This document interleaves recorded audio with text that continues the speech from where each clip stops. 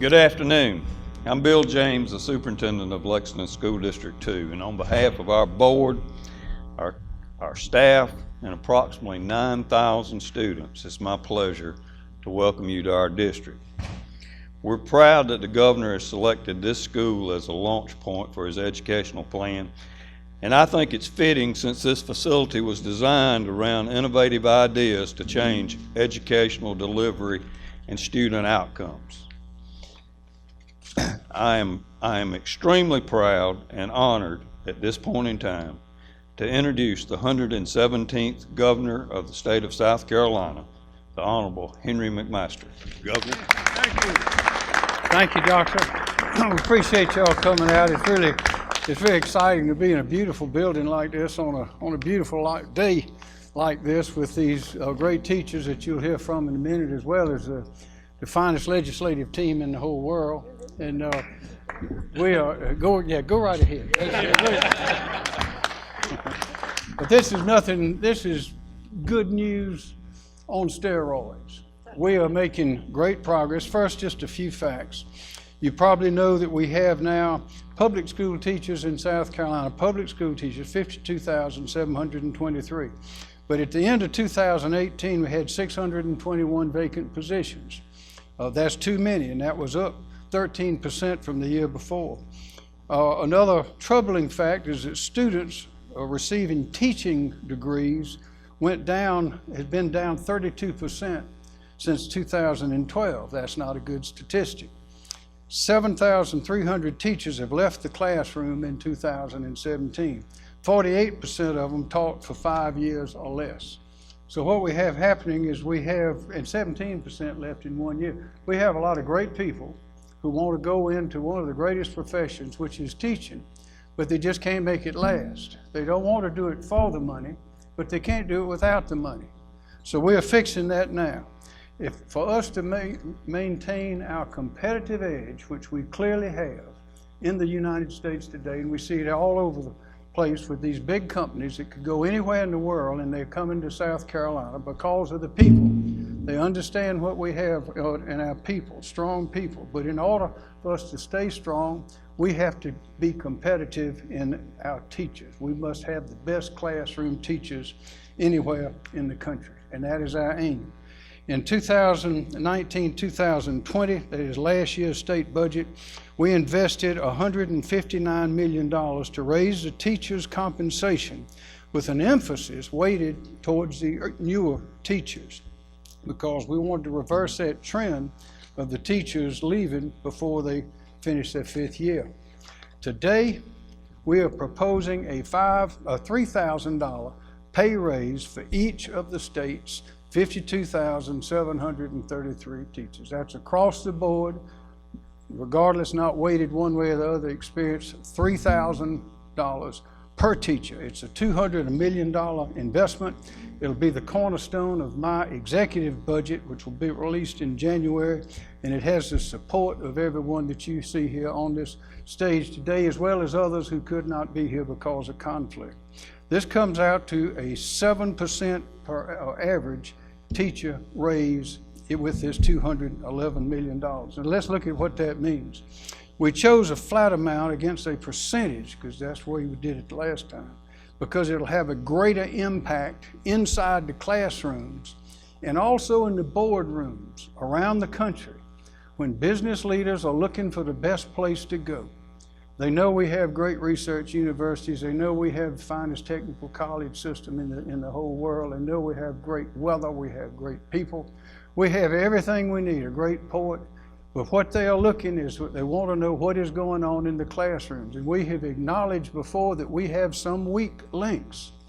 And it's not good to have weak links in your education system. But to have weak links and not acknowledge it and do something about it is what is bad. Well, we are taking just the opposite approach. We know where our weaknesses are, and we are going to fix it. So what this will do, this raise, $3,000 per teacher, will boost our state's national ranking from 41st into the top 25 nationally in the United States, the top 25 in the United States. That puts us into major leagues.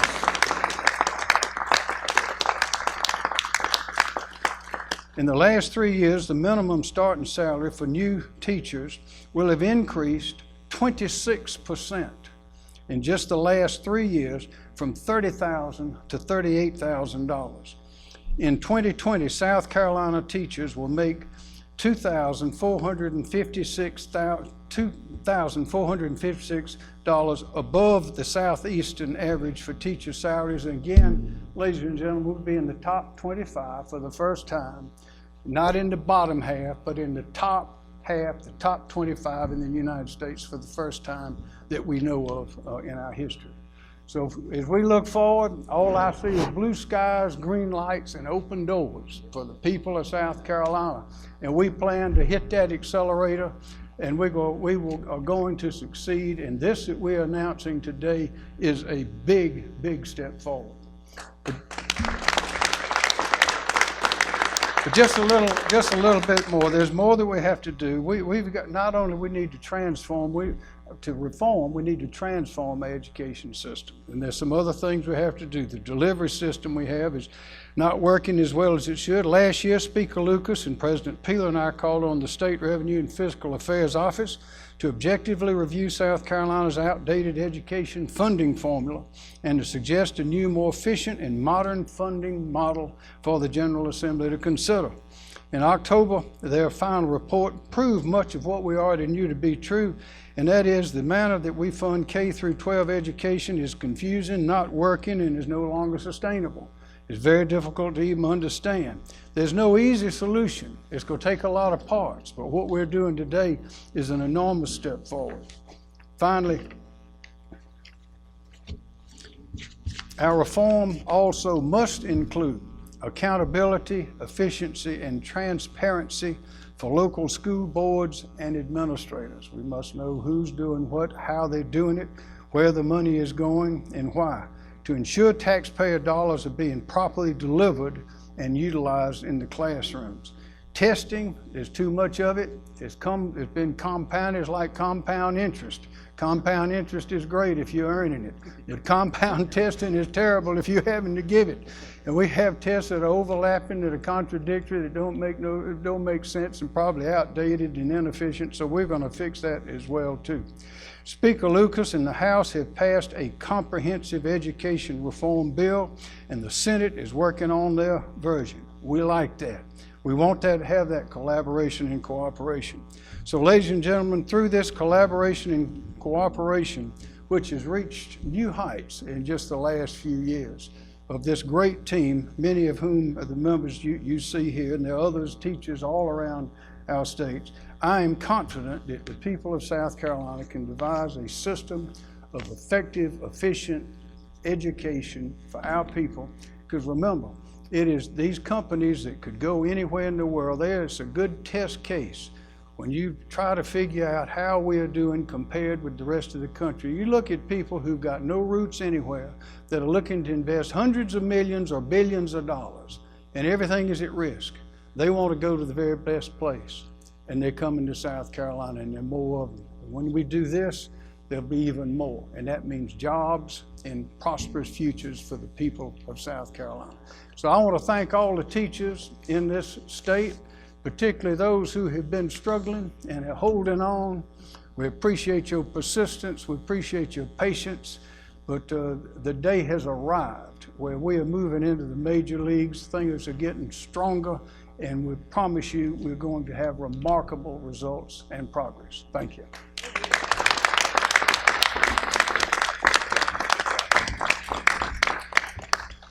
Thank you, Governor. On behalf of educators, that's outstanding. Would you join me in welcoming the South Carolina Speaker of the House of Representatives, Jay Lucas? Thank you, and good afternoon to each of you. First, I want to start my remarks by thanking our Governor, Henry McMaster. Henry, you have led a tremendous charge on public education, and we in the House recognize that. Governor McMaster and I had a talk about 18 months ago where we were quite frank with each other. There were some holes, as he stated, in our public education system, one of them being teacher pay, and we needed to address those holes. And Governor McMaster looked at me sternly, as he often does, and said, Jay, if we're going to be last, we're going to be the state that's fighting the hardest to get out of last. You remember when you told me, Governor? And that's what we're doing today. We're fighting hard, and this is a tremendous step forward. I want to thank Chairlady Rita Allison. Chairlady Allison, are you here? Chairlady Allison had the drive and tenacity to go all around the state with me this summer and to meet with our National Teachers of the Year, our statewide Teachers of the Year, and we learned so much by doing that. Chairman Bill Whitmire is on the stage, and he heads our budget writing arm for education in South Carolina, K through 12. Bill, you got that? $3,000. Molly Spearman, our Superintendent of Education. Molly has been a wonderful partner in all this, but the rest of these folks you see behind me, and I don't want to go through and recognize them individually. I was going to recognize all the House members and all the senators, but these are House members behind me. These are folks who last year passed a historic reform bill in the state of South Carolina to reform public education in this state. They stood up, they worked, they cast a vote, not only for teachers in this state, but for students in South Carolina, and they have done an outstanding job. And as the governor said, that bill is over in the Senate, and they're working on that bill today. I believe that's why they're not here, Governor, because they're working on the bill, don't you think? I'm sure. The most important thing I would like all of you to know about this proposal is that it represents the South Carolina House of Representatives keeping its promise to the teachers of this state. Many of you have heard the term a pie crust promise. A pie crust promise is a promise that's very easily made and very easily broken. Last year, we stood with teachers and told them that we wanted to get our teachers to the national average in South Carolina. We thought it would take a period of about 5 years. We still think we're on track to do that with Governor McMaster's recommendation today. Last year, we put $159 million into teacher salaries. This year, under Governor McMaster's proposal, we will put $211 million in teacher salaries. Ladies and gentlemen, there are some years when the growth in this state, when I was on the Ways and Means Committee, did not meet those numbers. That is a significant investment into the teachers of South Carolina, and I think we ought to be proud for taking that bold first step.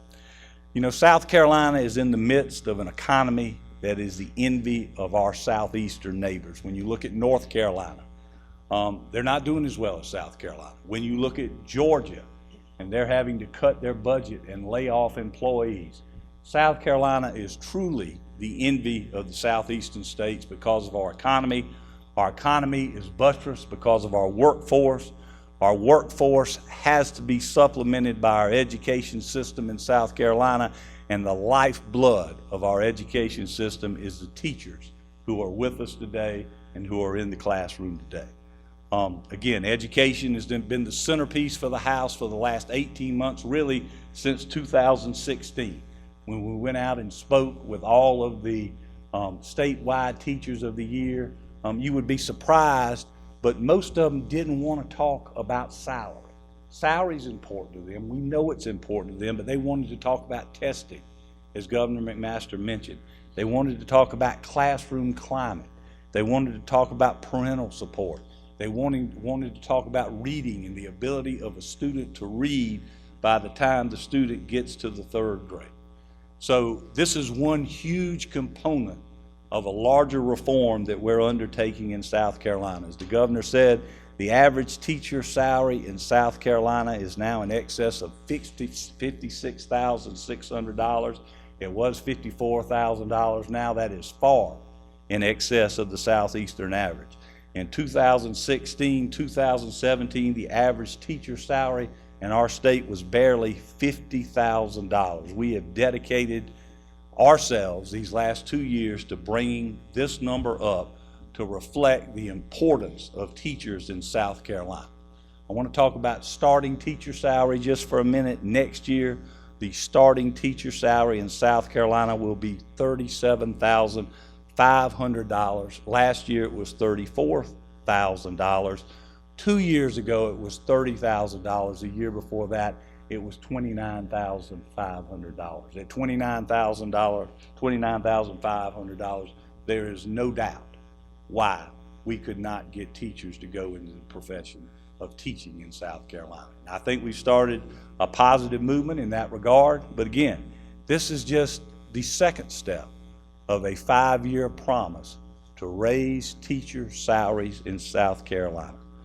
These figures represent an increase for all teachers. As the governor said last year, we focused on starting teacher salaries. Again, our promise last year was to start on starting teacher salaries last year, but to focus on all teacher salaries this year, and we've done this. Governor, thank you for including this in our executive budget.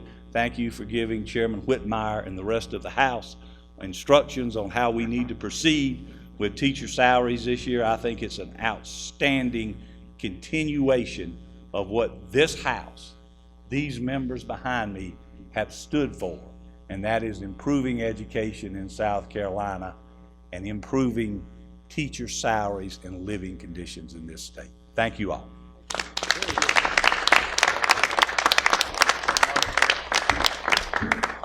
Now would you please welcome the South Carolina State Superintendent of Education, Molly Spearman. Thank you. In about 8 minutes, all across South Carolina, the bell's going to start ringing, and about 780,000 children are going to be leaving their classrooms. So those teachers, those 52,000 teachers are in those rooms, except for a couple that are back here, working right now, preparing those students for the future. Governor McMaster and Speaker Lucas and all of our leaders here, on behalf of them, I want to say thank you. Thank you for recognizing the importance of being a teacher and what it has to the future of South Carolina. Thank you for recognizing and elevating the teaching profession for the job that it is, for the importance that it is, and for raising the professionalism of teaching. And I believe that with this and moving South Carolina to a place where I never really thought we would get, that we're not talking about being #1 in the Southeast, we're talking about being #1 in the nation, and we can do it. And I believe with this, we'll start hearing young people say, I want to be a teacher, and their parents won't try to talk them out of it. People won't say, oh, well, you can make more money doing something else. Teaching is so important, and the fact that our governor, our legislators, the Speaker of the House, and our General Assembly is committed to moving South Carolina to a place where folks can say, I want to be a teacher, and we know that they can have a very respectable career and income doing that.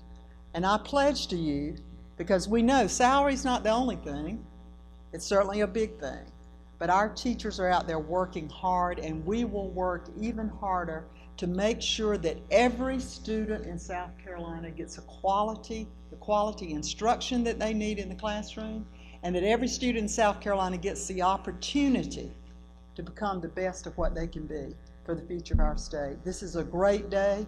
It's Christmas and holiday season come early for us. I even heard Representative Bill Whitmire, Governor, when you announced the $3,000, and he's a retired teacher, he said, well, I may go back to work. So that's a good thing. We need people to come and be great teachers in South Carolina. So thank you for your leadership. I'm just thrilled to be a part of this, and I look forward to working with all of you as we move this through the legislature starting January. Thank you.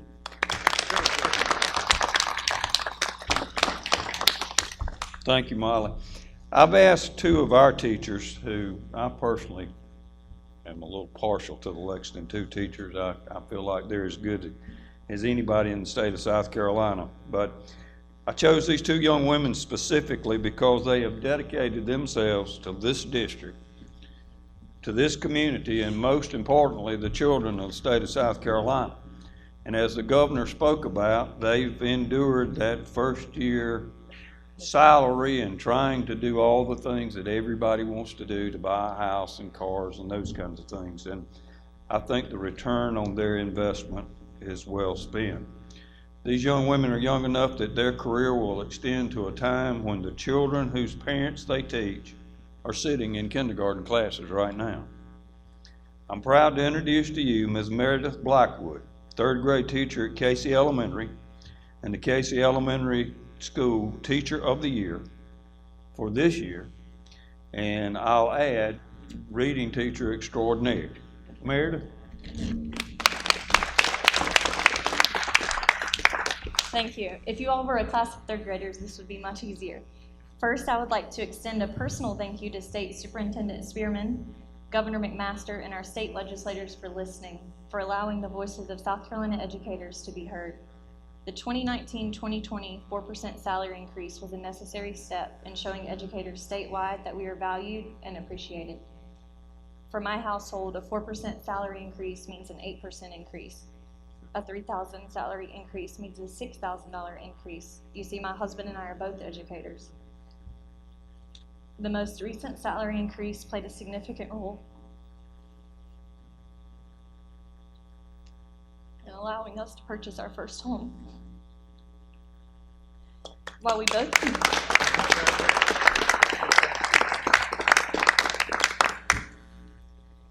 both continue to work second jobs, we're able to work fewer hours at those jobs and hope those efforts will continue. We chose this profession and continue to choose this profession because we believe we're making a difference in the lives of our students, players, and mentees. As we close today, I would like to leave each of our state leaders with a challenge. I challenge each of you to continue listening and continue building support systems for all levels of educators. Together, we can make a difference. Thank you.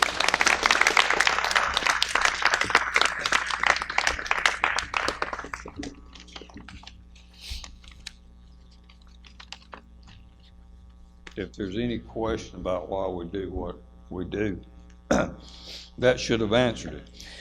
The second teacher I've gotten close to because I get to hear about her about once a week at my house. My wife retired from education and about a month later became a volunteer in Lauren's class.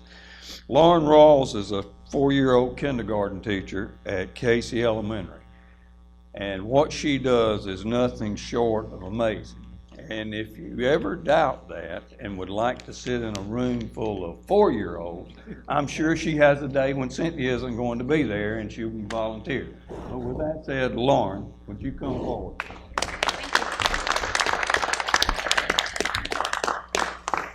Governor McMaster, Superintendent Spearman, legislators, Dr. James, Lexington 2 board members, and guests. I'm so thankful to be with you today. I'm also thankful for the time and hard work our governor and legislators have put in over the past few years to help teachers like me make financial gains through salary increases. As a kindergarten through 12th grade product of Lexington 2 schools and a South Carolina teaching fellow graduate of Newberry College, I'm so fortunate to be back here in my home district in my second year of teaching 4-year-old kindergarten at Casey Elementary School. A $3,000 raise like Governor McMaster spoke about would make a huge difference for me personally. I recently bought my first house, planting my roots right here in the Casey West Columbia community. However, in doing that, I thought I might be sacrificing my chance to go back and get my master's degree, because I can't afford to do both.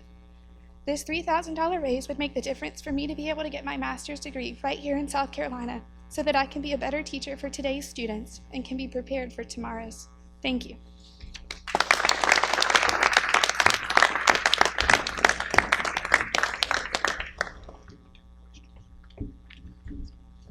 Thank you, Lauren.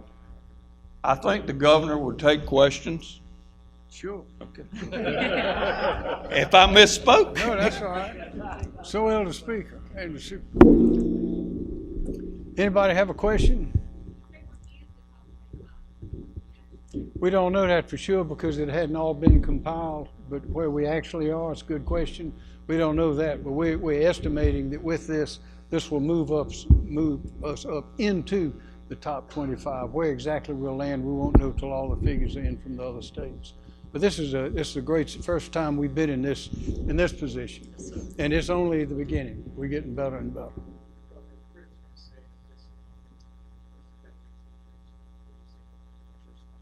It helps, it goes, everybody gets the same rate, exactly, $3,000. It's easy to understand. They understand it in the classroom. They understand it around the kitchen table. You just heard that, and they understand it in the boardrooms, places where people are looking to make investments. And they'll say, well, this state's doing this, this is doing this. Well, South Carolina has raised their teacher pay, what is it, over 26%. In the last, I think just the last two or 3 years, and is adding now $3,000 across the board. That's news outside of just education circles. That's news in economic development circles, and that's where we want to be sure that it is heard as well, because our economic development is the key to everything we're trying to do. If we don't have good, clean, strong industries and businesses where people can work, I mean, not just have a job, but work, the kind of work that they want to have. If we don't have that, then we will have failed. Because with all the advantages our state has, many institutions been built over the years, as well as what God has given us in nature. If we can't do it here, it can't be done anywhere. All we have to do is take a few concrete steps, and this is one of them.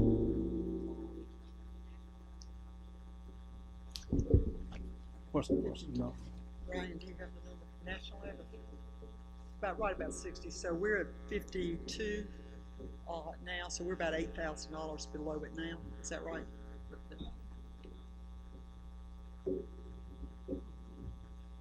Yeah, they ruined the curve there, but nobody's going there either. Yes.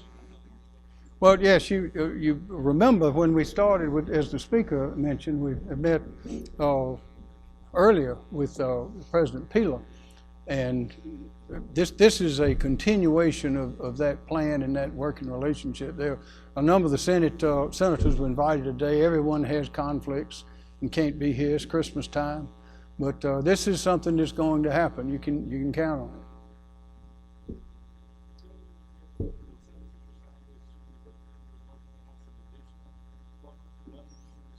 it. Well, we want to be sure we have the law enforcement officers in every school. We want to be sure that we have the counselors, the mental health counselors available. We've taken concrete steps in the last 2 years to do those things. And yes, there will be plenty more. And of course, a big part of this is devising a funding formula that makes sense, is comprehensible, and actually produces the results it's intended to. But just without education, you have to be able to educate the people. And we've got the people. The character, the strength of our people is recognized from these out-of-towners, these out-of-country people. They want to come here because of what they see in the strength, determination of the people of South Carolina. So our only real challenge, we've got the people. We have to close that gap between the great careers that are out there and the education system that opens the doors to those careers. And one of our weak places is in these schools. So that's what we're doing.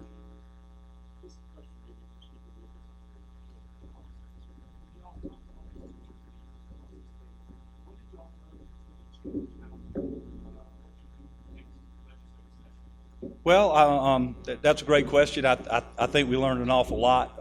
One of the things we learned was that money is not the only thing teachers are interested in. We talked a great deal about testing, state mandated testing. We can deal with local testing. We're going to have legislation this year to deal with local testing. There's certainly no need to give a child a 4 and 5 formative reading test every year when the teacher will be the first one to tell you, I know that child can't read. Give me the time to teach the child to read, as opposed to having a test. And if you're going to have a test, give the data back to me immediately so I can analyze it. So we're going to have a bill this year that's going to do with testing. We haven't been resting on our laurels this summer. Based upon those meetings, we've got a number of other bills going in. Our Read to Succeed initiative, we've tweaked that. We think we're going to make that better. We've got a reorganization bill. The governor generally likes to have things streamlined. He doesn't like to create too many cabinet level agencies. He likes to reduce those. I think we've done a a very good job in trying to do that. 4K money, we've not been spending all of our 4K money. We've got a bill that's going to deal with targeting 4K money around South Carolina. I think that's going to be a good bill. Pre-filing deadline will be tomorrow. We've got some other ideas we want to put forward, and they're going to do one or two things. They're going to improve on the product that we voted on last time, or they're going to deal with issues that we didn't get to last time. So that's why it's of critical importance that the Senate continue to work, continue to pass this bill to allow us to improve it when it comes back to the House. But as I told the Senate, we want them to make this bill better. We expect them to change it some, but when it comes back to the House, we're going to make this bill better, because it's important as salaries are to improving public education in South Carolina. There are many, many other things we need to organize and do correctly to make the kind of strides we see in states like Mississippi and Arkansas and Tennessee, who are currently doing a little better than we are. I like it, because it provides choice. It gives opportunity to children who don't have it otherwise. It gives them a choice. It allows the parents to be involved, more deeply involved than they currently feel like they are involved. And if those bills come to my desk, I will sign them. Are there any more questions?